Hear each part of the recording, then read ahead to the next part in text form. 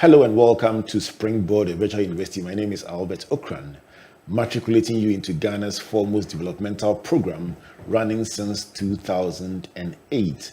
This is your most inspirational show and that place where the greatest minds in the world converge. Your virtual university is brought to you by the Springboard Ratio Foundation and proudly sponsored by the Enterprise Group, MTN Pulse, with media support from the Multimedia Group and the Graphic Business. So today we reconvene in the engine room, your favorite series that goes behind the scenes with achievers in various fields to find out the what, the why, the where, the tears, the learnings of their journeys in a bid to inspire all of us to be a greater or a better version of ourselves. And my guest for today is Managing Director of the first private group medical practice in the country. A position is held since 2005. I'm talking about the Nyaho Healthcare Limited, and the MD, Elikem Tamaklo. Doctor is my guest for today. Elikem, good to see you. Thank you for having me. Thanks for making time for this all-important conversation. So let's start from the fact that the Nyaho story, I mean, everyone knows Nyaho, if I may say so. And it's one of those entities that has transitioned from one generation to another. So here at Springboard, we are very big on succession, and it's a point of great curiosity. So let's find out what has been the highlight, or what has it taken for this entity to transition from one generation to another? No, thank you. I think I love the topic because it's passionate for me. When you're in a family business, you grow up and everything about your life is about the business. So you grow up and you're riding your bicycle and your father is talking to people, it's happening in the house. You're seeing your mother invite friends and they're talking about how to solve a problem. And so my sister and I have my older sister, we all work together to ensure that my father's vision to seeing a hospital of international standard was actually achieved. And Nyaho is 53 years. Wow. So 53 years is obviously older than I am. It's always a privilege for me to meet people. I meet people all the time in all corners of the world who have interacted with Nyaho at some stage. Even today, I met someone who had worked for Nyaho in 1994 and remembered me as a child. So it's quite a humbling experience to understand that people have brought the organization to where it is. And when you come in, you take this sense of responsibility to build on the platform that has been created already. So it is very different. Entrepreneurially, you still have to grow. You still have to find new solutions for problems and ensure that you have services that are relevant. And yet you also have this legacy that you have to contend with. And so it's very much an interesting journey, which is multifaceted and keeps me very engaged because I think in Ghana and around the world, a lot of the companies that we have are either transitioning to another generation or have transitioned or are yet to. Either that the founder is still alive and is very much active, but the founder has children and needs to make a decision. How do I want my children to be involved in the business? Now that you mentioned children and the next generation, it's not always automatic. Mm-hmm. But in your case, walk us through how the transition happened. Okay. So I think that Nyaho has gone through two transitions or three leadership challenges or evolutions. The first was the founder, my father, the late Colonel Dr. Kwame Nyaho Tamaklo. He was born in 1927, became a doctor in 1950s, and came back to Ghana as one of the first doctors to lead 37 military hospitals. So he was the medical director for the Ghana Armed Forces. And then in 1970, he had to start Nyaho as a private institution because the land that he had bought in airport, which was bushland at the time, was being rezoned. And so if he didn't do something with it, then he would have lost it. And he had always had this vision of a big hospital, so he bought more land. And in those days, You would have a doctor who would have a clinic in their house. But he had this vision that, it was not just about him. He wanted to bring other specialists together. So that's what Nyaho started off. And he was the founder. As an entrepreneur, he had to ensure that the organization was running. But then his wife, my mother, Mrs. Janet Tamaklo, joined him. She was working in Bank of Ghana, and then seeing the needs, you can't work for someone else, and you're seeing challenges. So she ended up joining him and creating a number of the departments that we have, the supply chain and procurement, the HR department. She became his right-hand man or woman. I like that. And so, yes, I think she actually held it, especially when he went through health challenges as he was aging. She really became the leader, the executive director. And he did something very, very unique in that whilst he was alive, he made sure everyone knew that she was the one who was going to be succeeding him. She was the leader. And she was a woman. She was non-clinical, yet she was the right person for the job. And so when my father died suddenly, he died in 2001, my mother was in the meeting. It was, of course, sudden emergency, a shock. But because of the work that he had done years before, positioning her as the person who would lead, it allowed the company to continue. And I have a lot of respect for my mother because as a hospital, we've been running every day since it was founded. That means Saturday, Sunday, Christmas Day, Easter.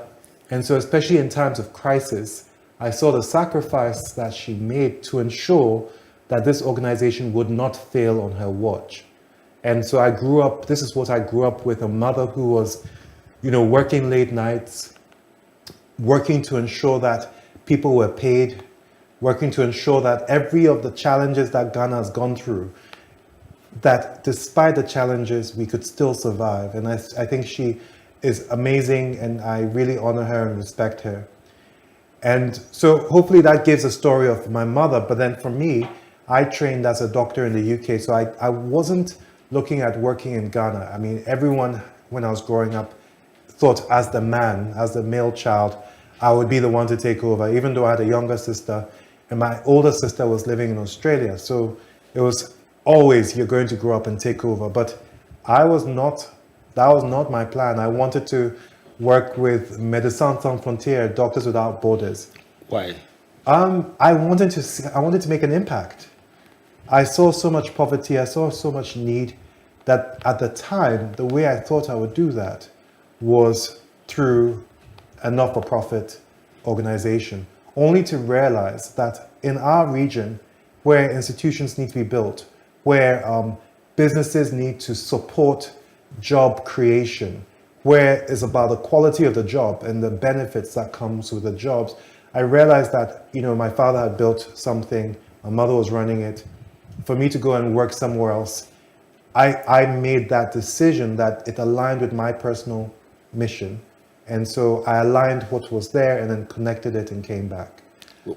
Came back from?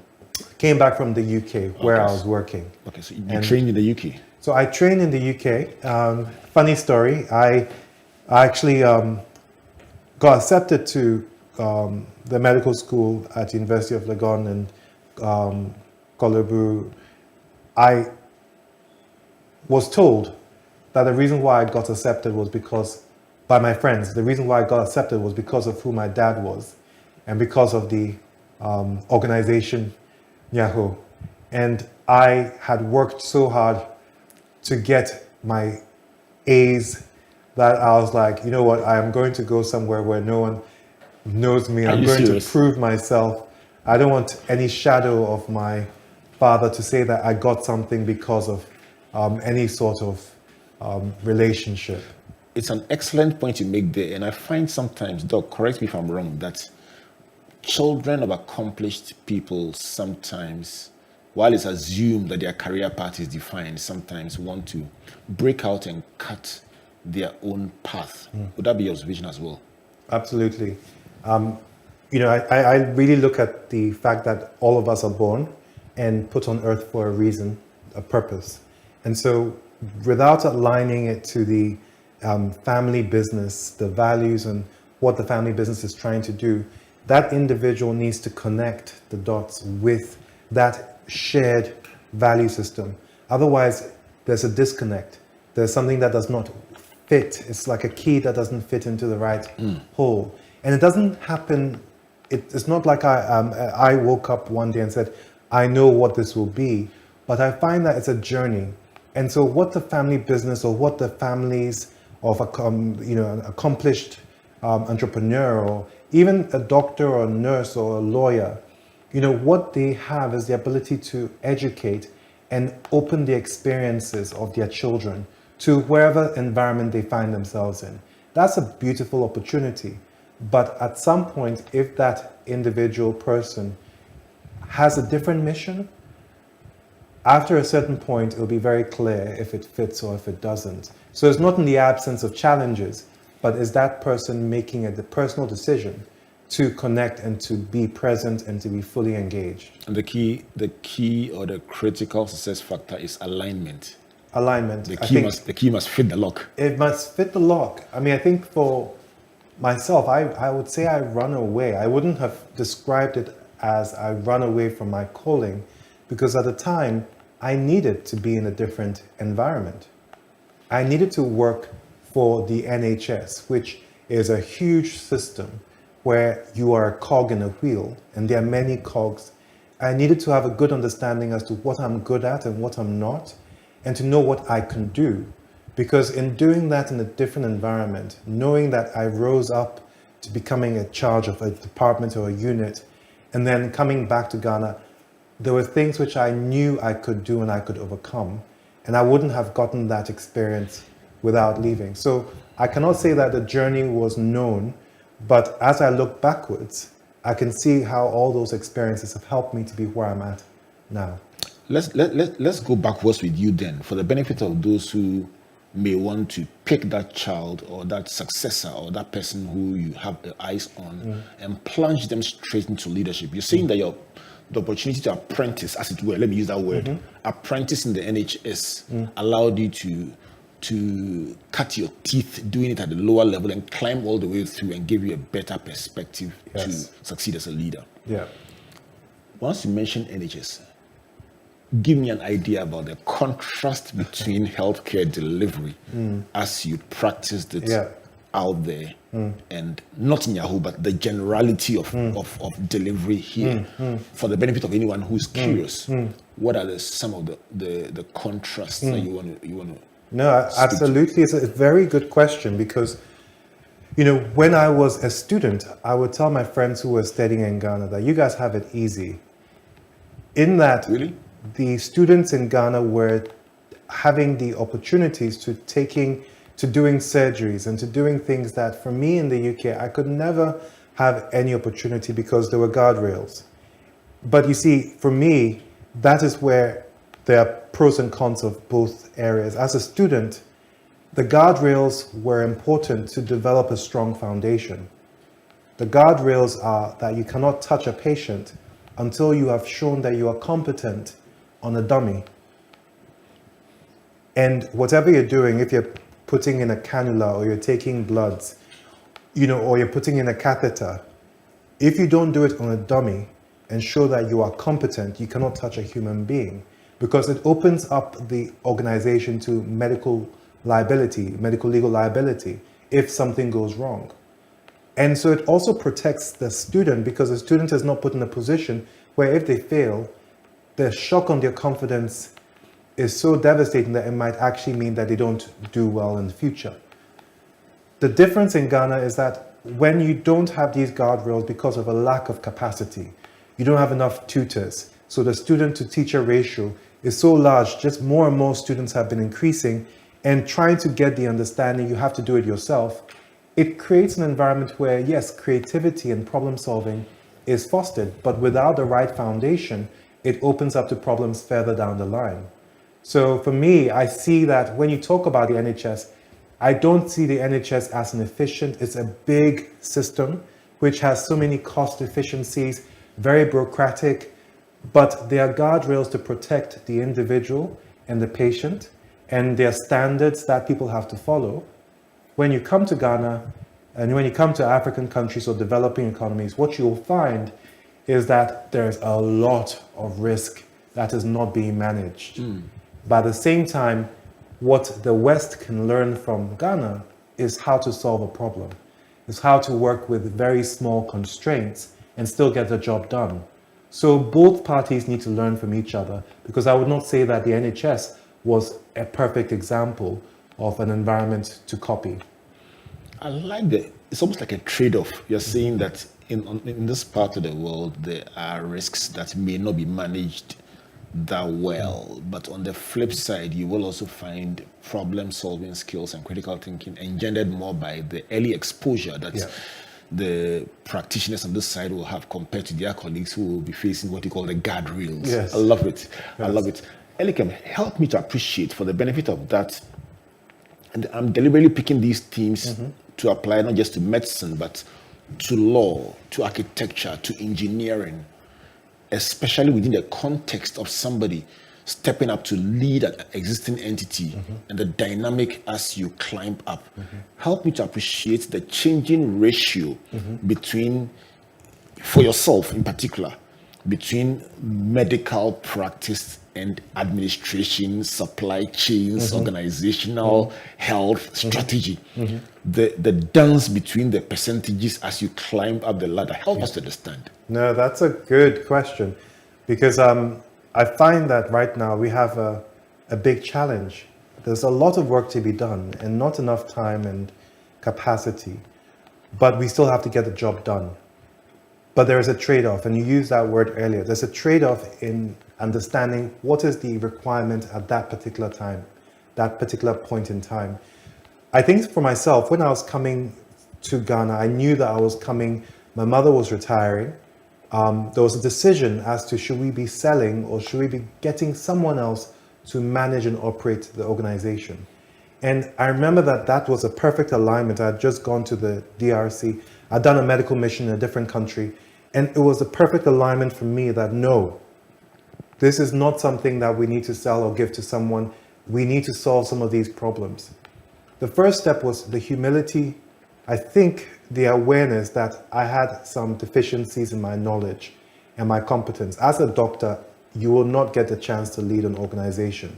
So I had to develop myself. And so I had to do the theoretical skills. There were programs and courses I had to attend, finance for non-finance managers. This was for clinicians who are moving into leadership.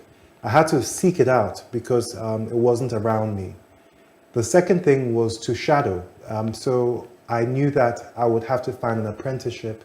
So the Royal Liverpool Hospital where I was working, 900-bedded hospital, I got an introduction to the CEO. I asked, can I please shadow you for a number of months? And I joined all the board meetings. I went and visited all the departments. The Royal? The Royal Liverpool Hospital. Okay, so that was purely shadowing. That was purely shadowing. I had actually left my job. I was working locum shifts part-time. This is nighttime in the emergency department and weekends. So you take on shifts and then you're paid. And during the day, during the Monday to Friday, I was shadowing the governance, the board, I was the leadership, the executive teams. I was observing how they were making decisions.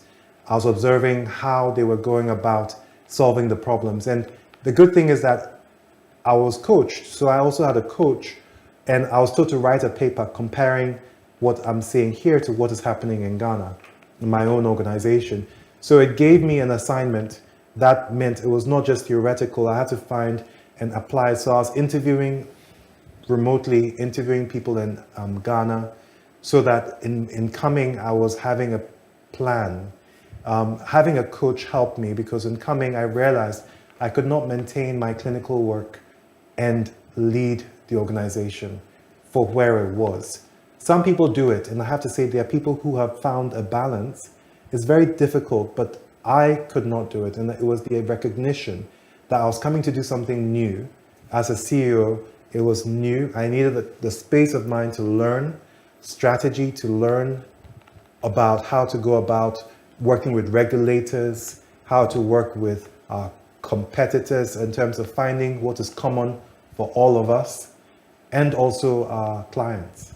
And so it was a lot of learning. So I did 100% leadership, organizational leadership, and 0 on clinical.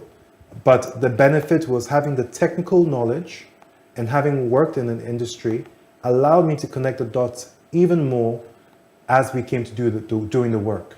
So I think that for any specific, like a law firm or any of those technical skills, I think having a good understanding of the technical theory and how it translates to practice, but having a strong business approach.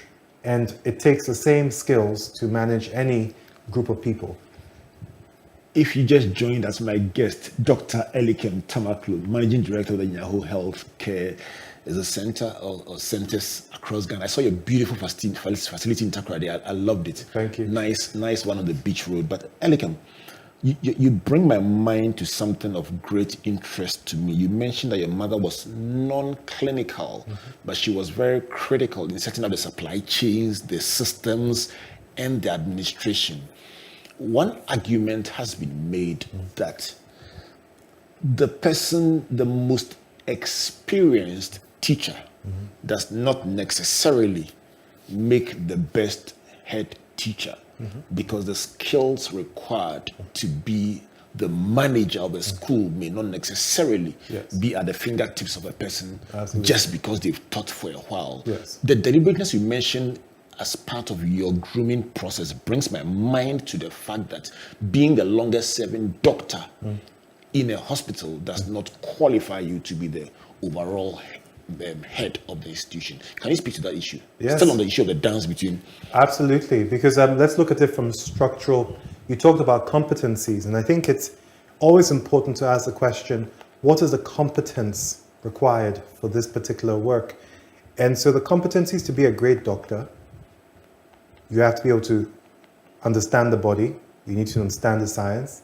You also need to know how to speak to a patient, hear the data from the patient, interpret the blood results, do different investigations, and work with your colleagues to find a solution for the patient. That's the competencies required. Very different to lead a group of people towards a common goal. And these are people who have different roles and responsibilities. The competencies required to be a business leader require you to have understanding of the finance, at least to the point where you can have a conversation with your finance manager and not be ignorant. You need to be able to have understanding of the HR, understanding of the supply chain, the technology, even the IT systems. There needs to be a minimum level of understanding, but the ability to work with human beings so that they can work with each other, get over their differences, and arrive at a common goal. That's a very different skill set.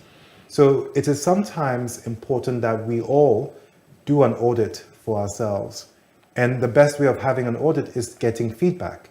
So especially if you're a leader, having a board of directors is one approach to getting feedback, because if you give them the ability to be a board, that means that they have to hold the leader accountable for their actions and their decisions. So accountability has got to be true accountability.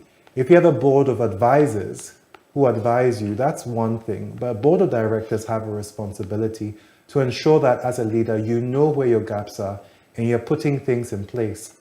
So I get a yearly appraisal by my board, which is where we talk about not just the performance of the business, but my personal development, where I'm struggling, where I'm challenged. Sometimes it's to say that I have not taken leave, and so I need a break. And the gaps is the clarity of what you need to put in place to be a better leader. So I would like to summarize that in saying that I do believe that we have to look at a mirror, and it might change. So it's not static. In the beginning, you might be requiring one thing, and in the later down the line, it's something else. But we always need a sense check for what we need at any point in time. One thing is certain, this is a man on a mission, and that mission is not being done haphazardly. There's a lot of thinking, a lot of deliberateness in the execution of that mandate that has been given to him. Let's go for a break. When we come back, let's find out things like competition, reinvention, promotion. And by the way, is healthcare delivery today different from what it was when I was growing up in Takoradi with my favorite family doctor, Dr. Decker? Is it different? How different is it? Let's find out when we come back.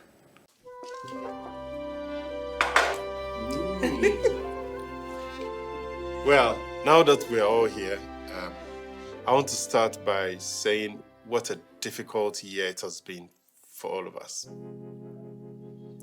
But then there's also a lot to be grateful for.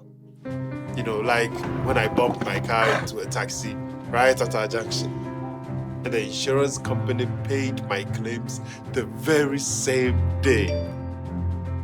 And remember the surprise cash bonus we received for our funeral finance plan? That is what sponsored our trip to the beach.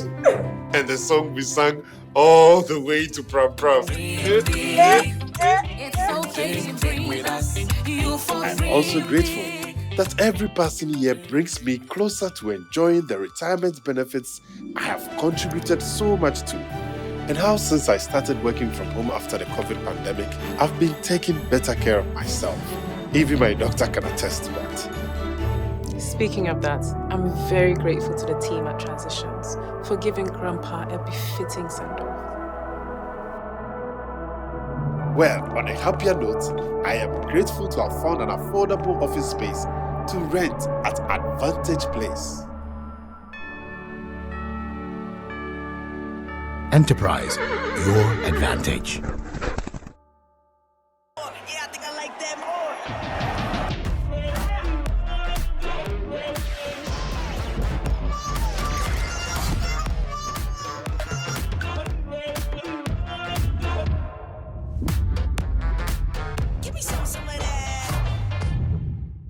Welcome back to Springboard of Virtual University and to this beautiful conversation with my friend Dr. Elikem Tamaklo, Managing Director of the Nyaho Healthcare Limited, Ghana's first private group medical practice. Springboard is brought to you by the Springboard Roadshow Foundation and proudly sponsored by the Enterprise Group MTN Pulse with media support from the Multimedia Group and the graphic business. This week in the graphic business, you will find this whole story transcribed in full with the lessons I'm learning from Elikem. And to give you a bit of a run through the thoughts I've gleaned so far, you talked about inception, the company being 53 years old, and you finding yourself being younger than the organization, and sometimes meeting people who worked there when you were a child. And the humility that brings in holding the torch today. You talked about transitions, number 2, and the fact that your father laid the foundation, your mother took over, built the systems, and handed over to you, and the various unique components of the transitions. The third was about growing up and wanting to work with Doctors Without Borders, assuming that NGO will give you a chance to serve, and making a conscious decision to come to Nyaho. The fourth is about uniqueness. You say that everyone has a unique purpose here on earth, and without alignment with the family business's values, there will be a disconnect, and you can't force someone to get in and succeed in the venture.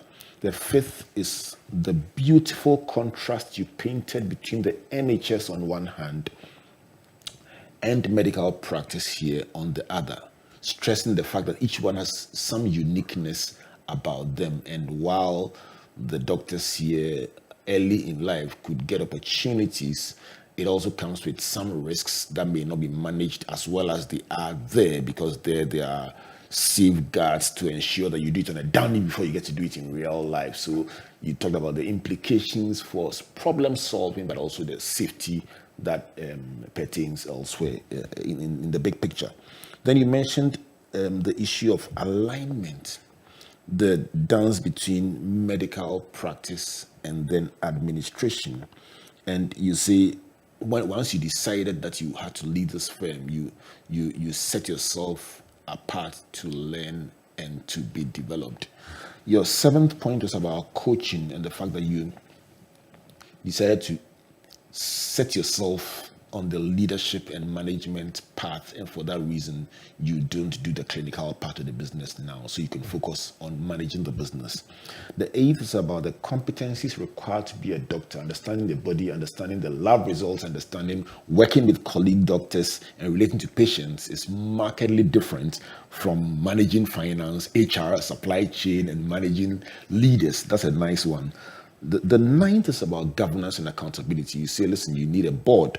You need people who hold you accountable. Sometimes not just for the results of the firm, but even for your own health, your leave, and being responsible as a leader. You see, without that one, it could be problematic because you could go on and on and on without that check on you as a leader. These are the 9 lessons that I'm picking from this conversation, and I'm sure our listeners are noting them for their own records. Listen, let's have a big debate on social media. Which of these 9 points is your favorite and why? Is it speaking to a particular situation you're going through, or you just find it just stimulating for your own mind? My guest once again, Dr. Elikem Tamaklo of the Nyaho Healthcare Limited.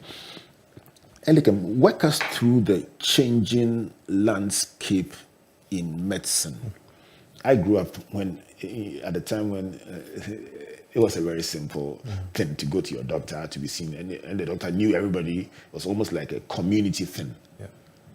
Fast forward to 2023, how complex has it become, and what are the implications for you who manages a medical facility? Fantastic, and thank you for the summary. I think that with regards to healthcare, I remember that even when I was studying in medical school, what I was taught and what I know now is very different. And there's a rapid acceleration of information. From when people looked at a doctor, the doctor was the fountain of all knowledge. The doctor was the expert. So you had the expert-led kind of practice where I have gone to school, I have done this, I have done that. And that becomes how a doctor used to be perceived. But that's very different now, because right now we have the internet, we have Google, we have so many data points around healthcare that is changing rapidly. If you look at COVID, what we've just recently gone through, almost every week, there were new research findings as to how to treat COVID from different parts of the world, from China to America to Portugal. Even in our country, Ghana, you're hearing people saying certain medication do better, certain herbs or certain foods give a better immune response. And the volume of data is overwhelming for any one person. And so we have gone from the place where you have one person who is the fountain of all knowledge to a place whereby you need many different specialists who specialize in one field, who have to come together to make sense of things. And you're moving to the future, or not just the future, the present, whereby even as a specialist, technology and the data that we are generating is too overwhelming for even a specialist, such that you need tools like artificial intelligence, like big data analysis that can define and distill the insights for the practitioner. So I think that healthcare is an exciting industry to be in because there's a lot of change, but at the same time, if we do not change our perspectives around the role of a doctor, we find ourselves wanting. So any doctor who professes to know everything, I find is probably a dangerous doctor. Wow. Let's stay with the same theme, and I like the point you just made. Any doctor that professes to know everything is a dangerous doctor. I guess that's, I don't know whether it was cultural, but from what you just described, this person who loved to be seen, known, and felt as the repository of all knowledge previously, it will be difficult to give that up today with the realization that you don't have that much power and you're not worshipped, for lack of a better word, like it used to be. But staying with that theme, you talked about the need then for specialists with unique areas of specialization.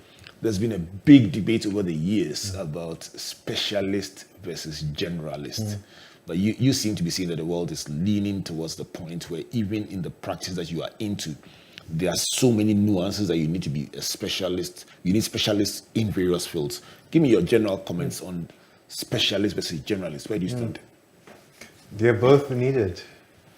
Absolutely. Nyaho is privileged that we actually have our foundation, and the foundation has partnered with the Ghana College of Physicians and Surgeons to have family medicine residency training in our hospital. So that means that family practitioners are your generalists. The way I see them as being very critical is that for you as a patient, it's a partnership. And I find that it's not a top-down relationship, because the person who knows about their healthcare is the patient. They might not have the words to describe the condition, but without them talking about what they're going through, no doctor can diagnose.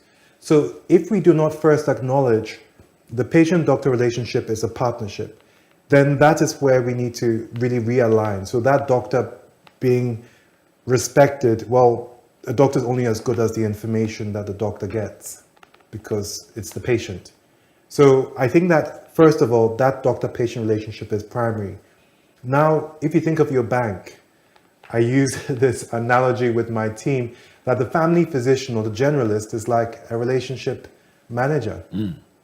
The family physician, really every family should have one doctor who knows the family from when the child was born to as the child has become a teenager, who understands your health and how you have changed over time.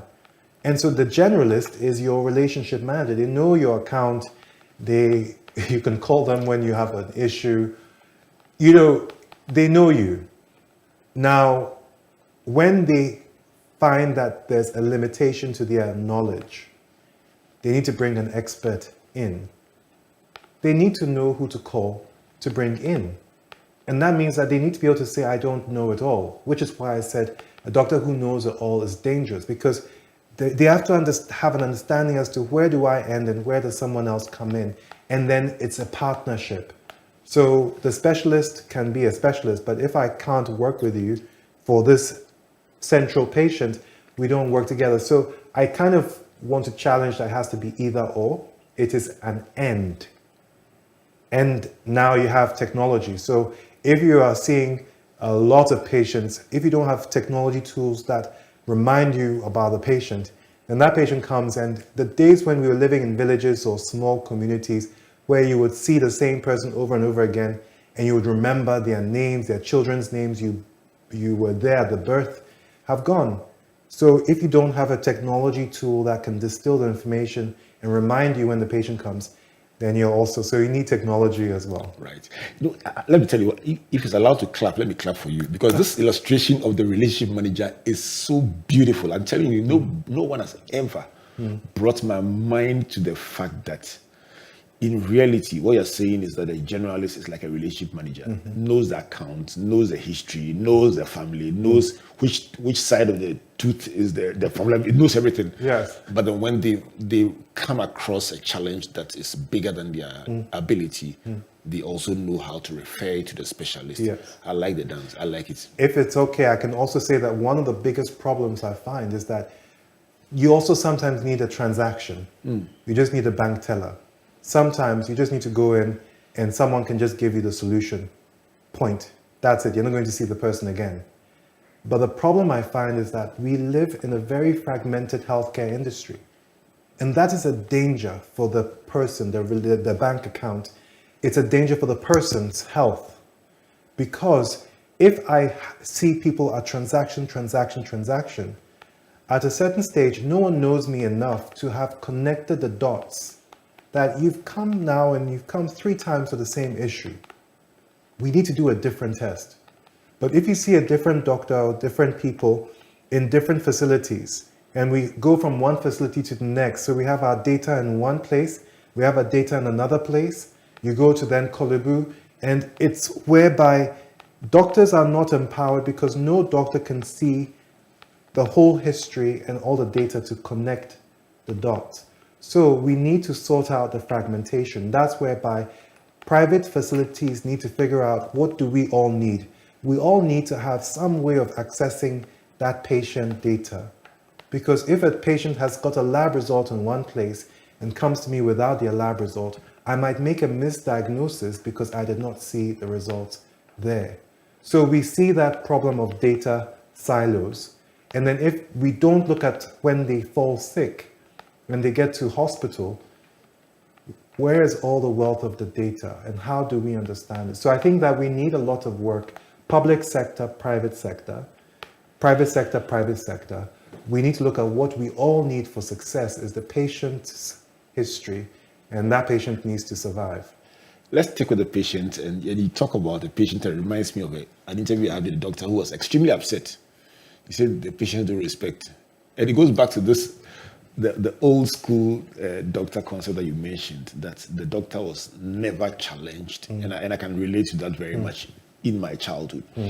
So today's patient wants to know the prescription you are giving them, wants to know the contraindications, wants to discuss everything that was previously handed over without question. They want to discuss it.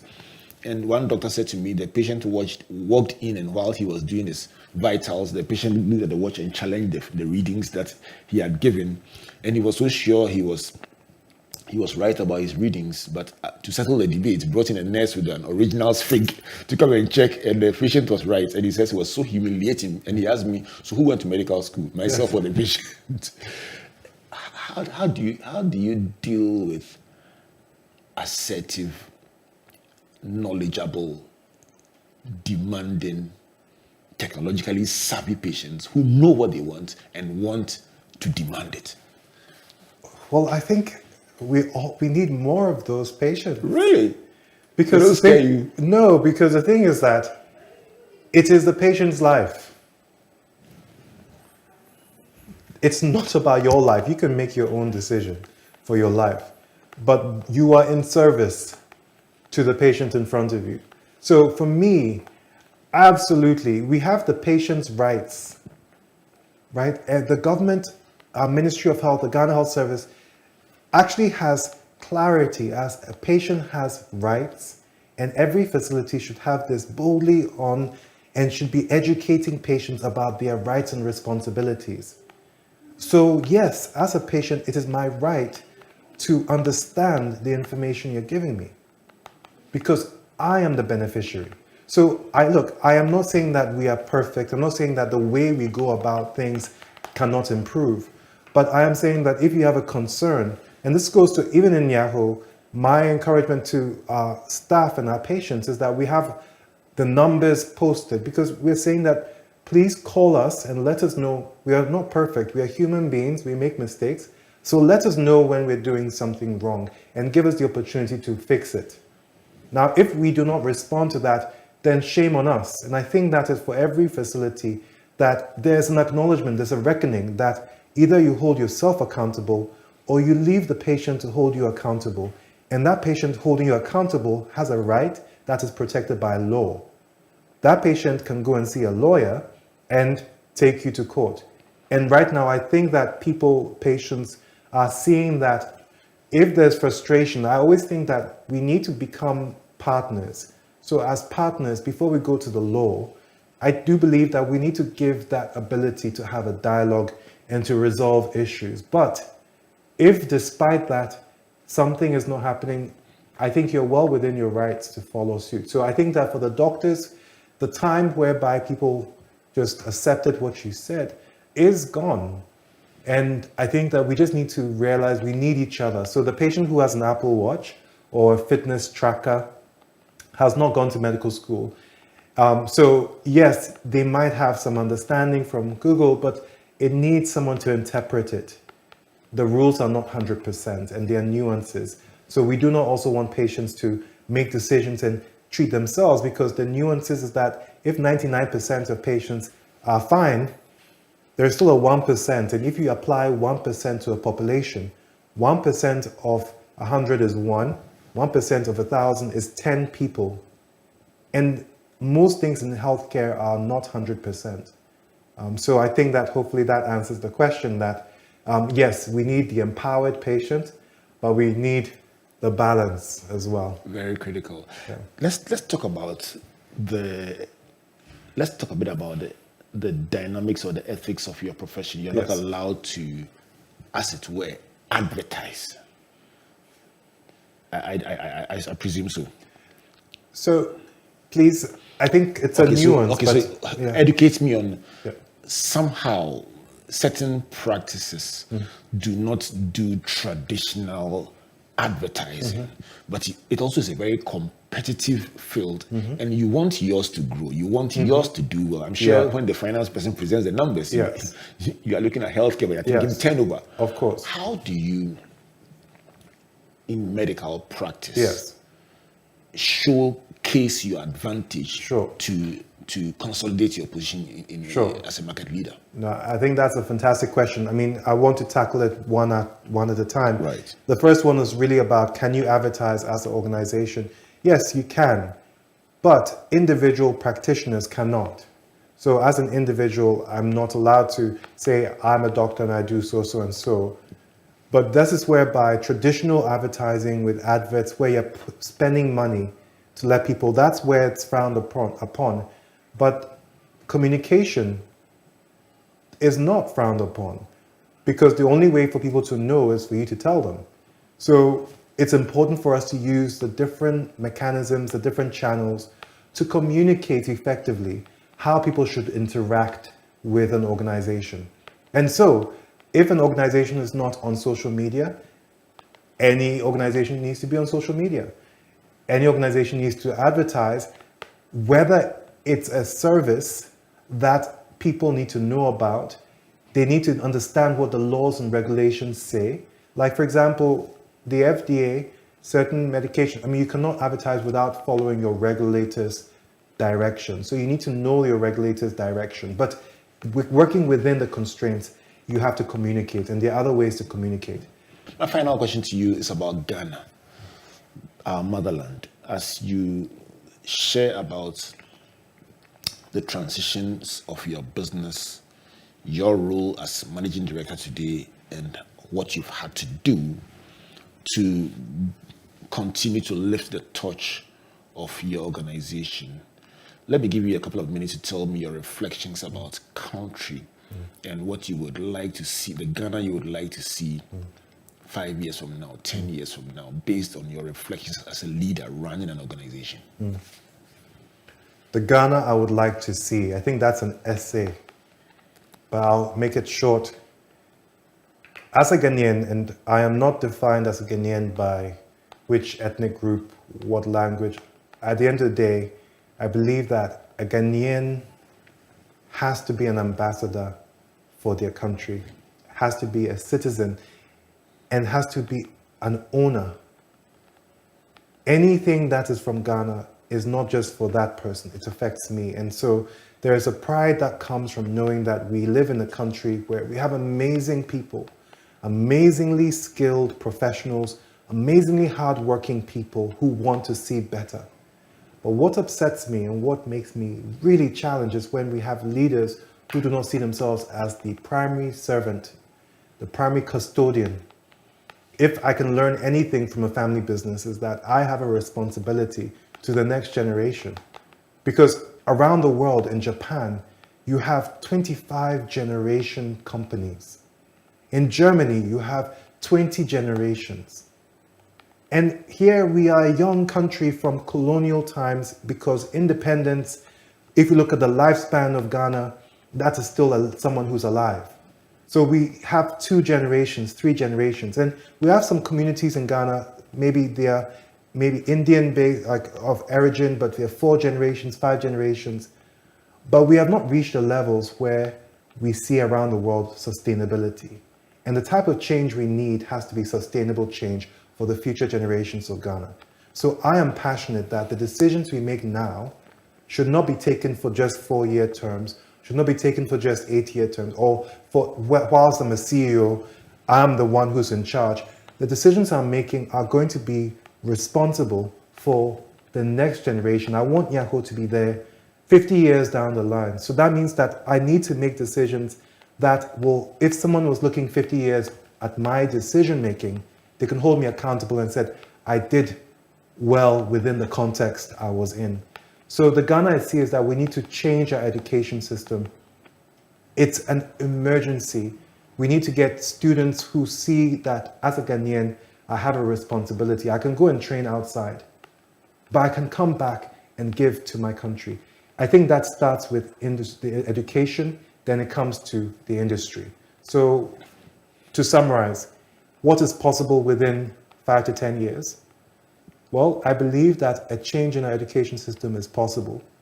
It might take a new generation, it might take people who have the knowledge and the will to see the change, but we need a few examples of people to celebrate them, to make sure that everyone hears these stories and really becomes a wave, a generational change within 5 to 10 years. Which is your favorite line in the national anthem? Which is my favorite line in the national anthem? I'm now going through in my head. That's a very cruel question to ask you on the spot. I'm a man of faith, so I believe the first line, God bless our homeland, Ghana. It's a prayer, it is a desire, it is a wish, it is an aspiration, and Dr. Elikem Tamaklo, the managing director of Nyaho Healthcare Limited, says his favorite line in the national anthem is God bless our homeland, Ghana. Before I bring him the microphone, if I may use that word to sum up in a minute what he's been sharing with us, let me tell you my learnings from this hour of conversation with Elikem. Number one is about inception, running a firm that is older than you, and the humility it takes to know that you are holding a torch handed over to you by a previous generation. The second is about transitions and the company going through different transitions and each one adding onto the foundation. The third is about growing up and assuming that he would work with an NGO to serve people and making a conscious decision to join Nyaho and to make his contribution in the firm. The fourth is about uniqueness and the fact that being born into a family business is not an automatic guarantee that you will even work or do well there. There must be some alignment that must create a connection, or there will be a disconnect and it would not fit.